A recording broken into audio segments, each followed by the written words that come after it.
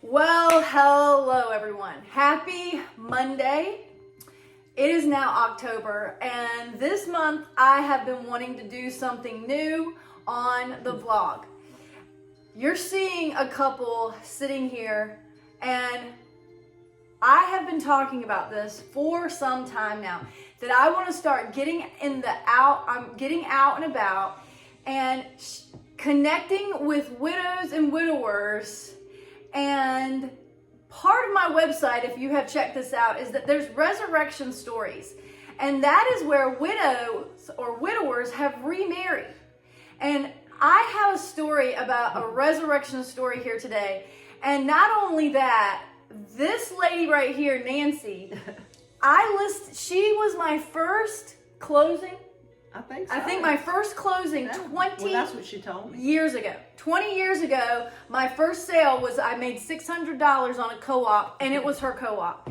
And I'm here to tell you that it's a full circle moment because I have just listed her current house with her husband 20 years later. Wow. And this is what God does, is that he brings people back into each other's lives for different seasons and needs of their life.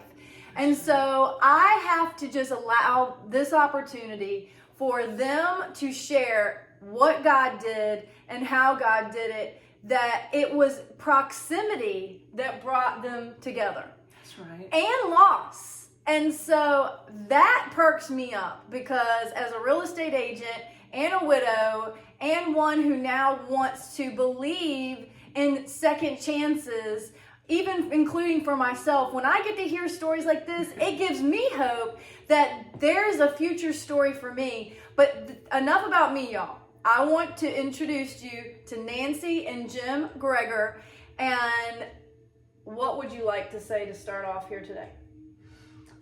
Well, that no matter what age you are in life, with all the ups and downs, the good and the bad, that there's always good times yet to be had. Did you hear that? We have to make sure there's always good times yet to be had. Now, Nancy had a little bit of a past history where she had been divorced. After 27 years. 27 years, y'all. And so the co-op is where you moved into for a new start for her. Yes. And then, how many years into that did you meet Jim? I saw him walking his wife's dog around the neighborhood because she had been sick at times, and so they had moved in 3rd Avenue, which is behind 4th Avenue. Mm-hmm. And we had just spoken hellos and things like that. Mm-hmm. But being a small town in Franklin, everybody kind of knows each other, but we weren't really just neighbors. Right. Yes. And so how long had you been in the house 1 block behind where she lived? Maybe a year. We moved in 2005. And then your wife passed in? 2011. Okay, so they were there for 6 years when she passed. Yes. So you moved into that house in what year? 2005. Okay, so you were there for 6 years, and then And I had moved there in 2004. And it was funny because I had saw Nancy around the neighborhood, and she had even connected with Suzette, and they were doing some things together and so on, and she was coming into the house, and I never paid her any mind. Any mind? As he shouldn't have, y'all. That's right. As he shouldn't have. Yeah. He was taking care of his wife, who came down with what type of cancer? She had metastatic breast cancer. She got sick in 2003. We had just bought our dream home on Woodland Drive. And I said I was never moving again. This is where I was going to be planted. And it was right after Hurricane Isabel.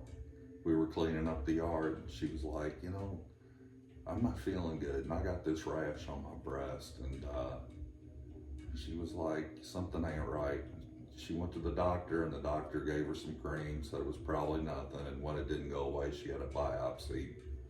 And that was the beginning of I mean, just a terrible time in our lives. We ended up, she was a nurse at Southampton Memorial, and she couldn't work anymore, and without her income we couldn't continue living at that house. And we had a lot of nice stuff, but we were making payments on all of it and had to start getting rid of a lot of things. And we ended up leaving that house and going to Meadow Ridge, and we stayed there for a year. And we had a cat and a bunny rabbit, and our daughter over on Robin Hood was watching the cat and the bunny rabbit. She was like, look, I can't continue watching these animals, and y'all need to find a house and get your animals. And you know, we were really financially strapped with her losing her income. And saw that house over on 3rd Avenue, and I'll be honest with you, He didn't like it. I didn't like it, and I was like, I kind of felt defeated because there was a real step down, you know, from what we were used to. But we moved in and we got our cat and our rabbit back, and you know, just Started a different, yeah, down a different road. You know, Yeah. I noticed when they got, moved in, got back on my feet. Right. they she had ups and downs. You know, she'd come by when she was feeling good walking her dog, and I'd stop and talk to her because I knew her. They had lived next door where they lost their dream home to my sister-in-law, my husband's sister, ex-husband, and we all still got together, and they were best friends with her. And so all their children were in high school I mean, do together. you hear this proximity? Even where she used to live, Yeah, the locations were that close, yeah, but the timing wasn't quite right. no, Some things in their life had to happen, some losses. yeah. And you lost your daughter and your wife within how much distance of time? 1 year. 1 year, y'all. Beth Ann came down with leukemia, and the prognosis was not good for her, and she passed a year before my wife passed. And just the tremendous amount of sadness and grief, I mean, you can't even imagine. And me and my wife, we were able to talk. And you know, she knew how I was, and she knows I don't like being alone. And she's like, you know, don't wait. She said, you move on, and you know, you find somebody, and you know, you be happy. And look at this, y'all. The wife gave her blessing and even said something to him that I'd rather you not marry one of my friends. Yeah, she said, just Oh, make thank me a God I didn't promise. make friends with She Suzette. said, just make me a promise that you won't date any of my friends. And I said, which one? She said, I'm not going to tell you. And So I'm like, why? Why won't you tell me? And she said, I'm not going to tell you.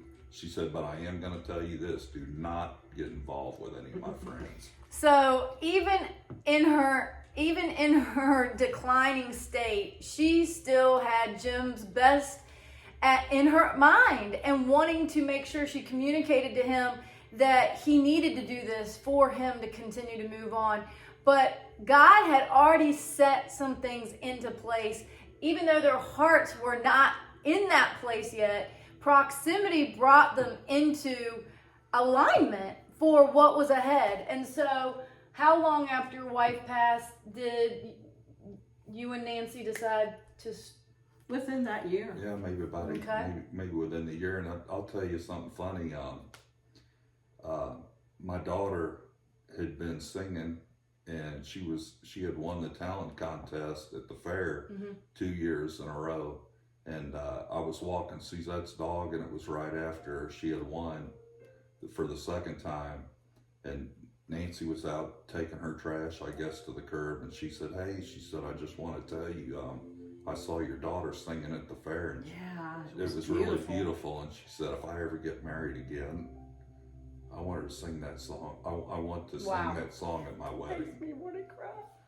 So we're not gonna cry. I have to hold it together. They can, because Yeah. And guess what the name of the song was from back in the day, like the 40s, I want to say? It's At Last.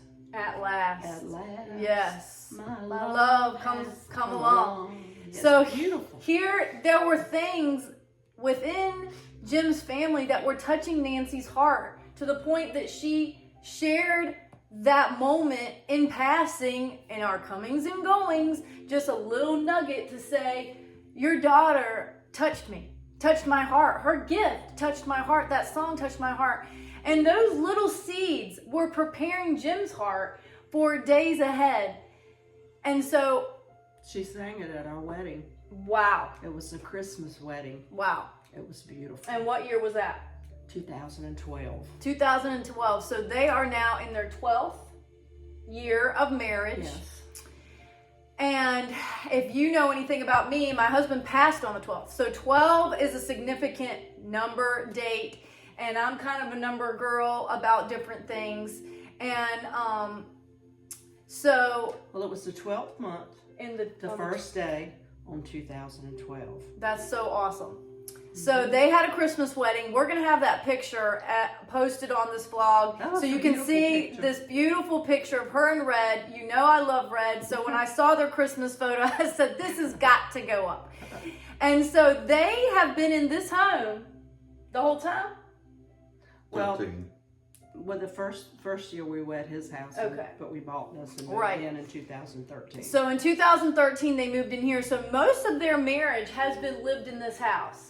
And the beautiful thing about where we live is that we are about a 5-mile radius to all things. So we have convenience. We don't have a lot of options, but we're close to what we do have to offer. And right across the street almost is an amazing retirement community, an elite, high-end retirement community. And they are starting to think about the legacy part of their years and how they want to spend them. And they are going to be moving over to what we call the Village at Woods Edge because of the benefits that they have there. And it's all on one floor. yes, so they are in a 2-story home here and they want to go to a 1-story home, and they have detached, they have attached, they have food provided, they take care of everything basically, and all they have to do is enjoy life. Absolutely. Life. And so she had a few of these little rhymes, antidotes, and so I want you to say your couple of favorites that you have about things about second chances and new beginnings. What were your thoughts to encourage anyone watching? Could they do it again? Even in the midst of pain, Jim had to go through 2 losses in a year, and he still had the capacity to love again. And I don't know if you can concur, and I hope you can, that this second chapter was better than the first. Because you learn so much and you appreciate more. You really do. And sometimes you have to walk through the poo to get through. Did you hear that, y'all? Sometimes you got to walk through the poo to get through. That may be a tagline, a hashtag here, because grief kind of is like poo-poo. It's stinky. It's messy. You don't really want to show anybody. You want to go in your little room, your privacy room, and kind of stay there. Some of us want to stay in that room for a little too long, and you're like, are you okay in there? That's what we're here to do here at the Widow Walk. We want to knock on that door where you're sitting in your poo sometimes and bring you out and let you know. So I want to ask this question. Is there a song that really got you through some of the poo? I know you mentioned one here with his daughter singing that. Mm-hmm. And also, where is there a significant moment of like, God brought you through? Do you have a God memory or something where you said like, I could not have done this? When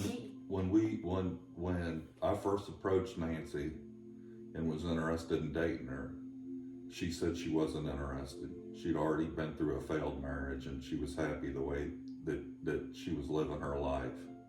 And so I told her, I said, well,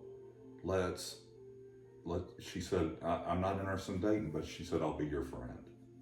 And I said, all right, well, let's be friends. And then as things started progressing, we decided that we would date, and we asked God to come into our relationship, and we promised God that we wouldn't do anything ungodly, anything, and ask for His blessing on our relationship. And I just told him I would pray about it because I wasn't, sure what I wanted to do. But since I knew how much he loved Suzette, and she was his sweetheart, Yeah. and how crushed he was. Used to see him sitting over on that patio when I'd ride my bicycle by in the evenings, and I would pray for him. And I didn't want to encourage him, and then it not happen like he was, wanted it to. So I really wanted to take my time, and I told him right away, I wrote down a lot of things, and that I would not be, cooking, cleaning, not even hugging and kissing. I told him I wanted him, if I was going to go down this road, to love, I want my husband to love Jesus more than me. And, that was my first standard. And also, I wanted just to go through the seasons in life for about a year to see how we clicked. Mm-hmm. My God moment was, we decided to give it a year, and if we didn't get married, we would just go our separate ways. Give it a year. And a year started, coming around, and things really were not going like I thought I wanted them to go. Mm-hmm. So I started praying, and I said, God, I said, I don't want to be alone. I'm lonely. I like structure. I want to be married again. I kept praying this prayer over and over again. The woman you want me to have, send her to me, present her to me. And after I started praying that prayer, that's when Nancy said, is there something you want to ask me? Do you hear this, y'all? This started in prayer. They courted each other, and they said, we want a friendship first.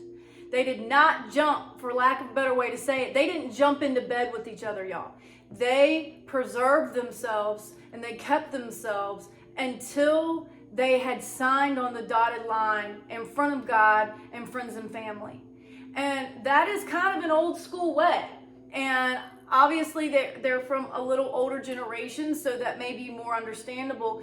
But they were not desperate. This was not out of a place of loneliness even.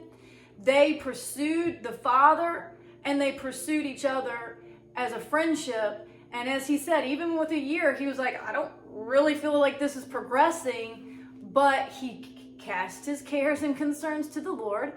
And boom, right there again, how many times have we heard this, where we surrender the things that we want, and all of a sudden it comes back to us. It comes back to us. We think we're letting it go, and somehow us letting it go allows us to really receive it in the fullness. I remember Jim saying that.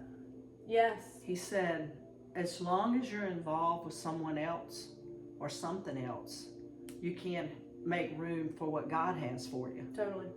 And I was reading a book by a Christian author, and it was called How to Be Found by the Man You've Been Looking For.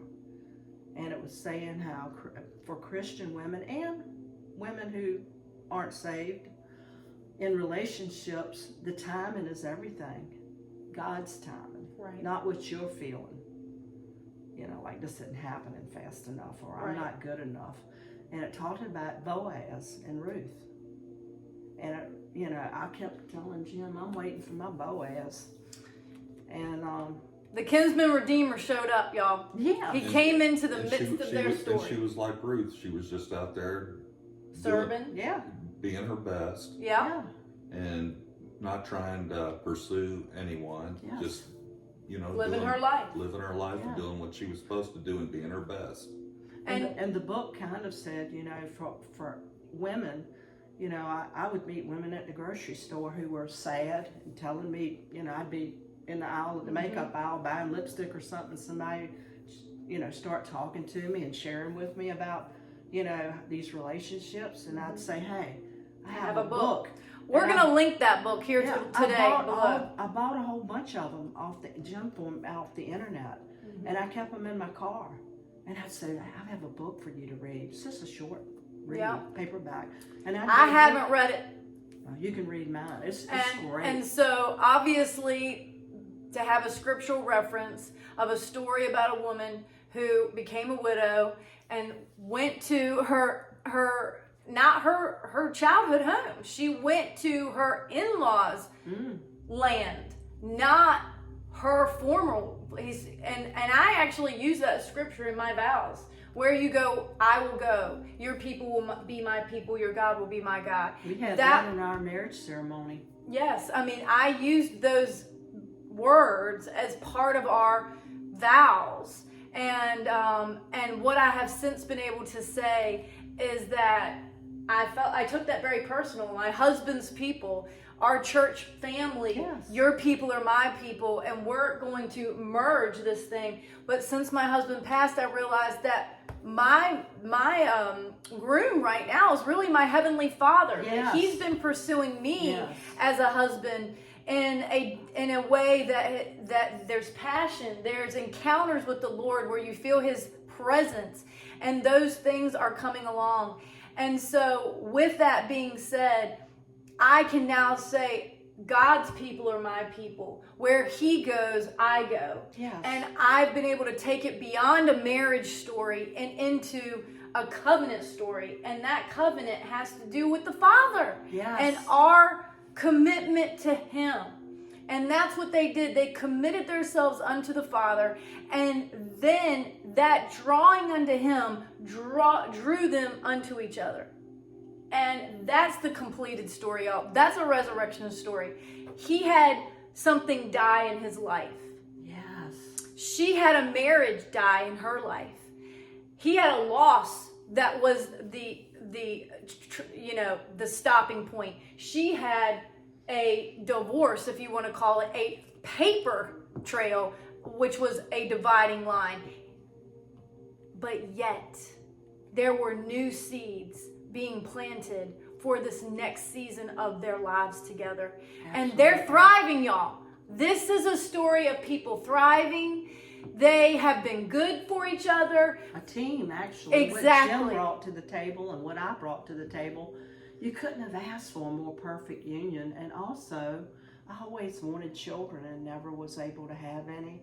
I had a miscarriage and later in life, and I thought, well, it wasn't something I was pining away for. I Right. was pretty satisfied. I figured, well, if God wants me to be a mother, Right. I'll be one. Well, Jim brought 2 stepchildren that are absolutely lovely, and his daughter had a son, and now I have a grandson. So that's so exciting. What God has for us, we can't even imagine. So her family grew. Yes. And her heart was already ready for that. Yes. And it looks different. It Yes. looks different. And I love this line from The Chosen. It said, get used to different. Get used to different. And different looks good on you. Yes. Different looks good on you, y'all. It can be hard. There were doubts in the process if it was really going to work out. But they kept pursuing the Father, and prayer does something in the invisible that shows up later on. When I left that house on Woodland Drive, our dream home, I was so defeated. Everything that we were making payments on, travel trailer, couldn't go camping anymore, had to sell it, had one of the nicest vehicles I ever owned, 2000 Excursion, had to sell it. Now I'm driving a 88 Grand Marquis that I paid $500 for. And then I moved into that house on 3rd Avenue, and I was in a really bad place because I just felt crushed, defeated, worthless. And there's a story in the Bible I'm sure everybody's familiar with. Everything that was taken from me has been restored times 10. My life is better now than it has ever been in my life in terms of possessions. Wow, And it's true. I mean, that's the Job story, y'all. sure I is. remember when we walked up on the sidewalk to come in here to live, Jim said, you know, I thought my other home was beautiful, my dream home and the best that I would ever have. He said, but you can't top God. This is... Do you see God's favor and blessing when you commit your lives to Him and say, your way is higher than my way, so I'm going to wait on you to make it clear to me what your way is. And I'm going to abide in the vine until then. And this is what happens, y'all. This will not be the last story I interview, because you need to hear the goodness of God in the land of the living. He chose to still see the good, even in the midst of suffering and defeat. It wasn't a punishment, all these things. This is part of our humanity stories where hard things happen to good people, and you can start to get guilt and shame about, what have I done wrong? What sin is it that has caused this? And sometimes, and there's scripture references about this, the blind man that was healed, and it said, who sinned? And he said, sometimes these stories aren't because of generational sin. It's because of the glory of God. There's stories that need to be told because of how he showed up. And it's less about the before and more about the resurrection after. That blind man said, I once was blind, but now I see. That's right. I see, and it has to be the Messiah. That's right. So they have experienced resurrection. We could keep on going, and I'm a gosh. verbal processor, and there's so much more story here. Yes. So I hope that you will share this with people to Hurry. let them know. Yeah, hurting people need to know your story. Yes. Because there are good times Good yet to be had. It's- Good times yet to be had. That's the Yes. title of this here today. Yes. And there's good times yet to be had for you. You listening. That the joy of the Lord is your strength. They have had joy. Show up and continue to strengthen them to finish strong in this latter years season of their life. They're going to be dancing. They're going to be singing. We don't even know what they're going to be doing, but they're going to bring joy to the people at the village. I'm excited for their next chapter in this community that they're going to be a part of.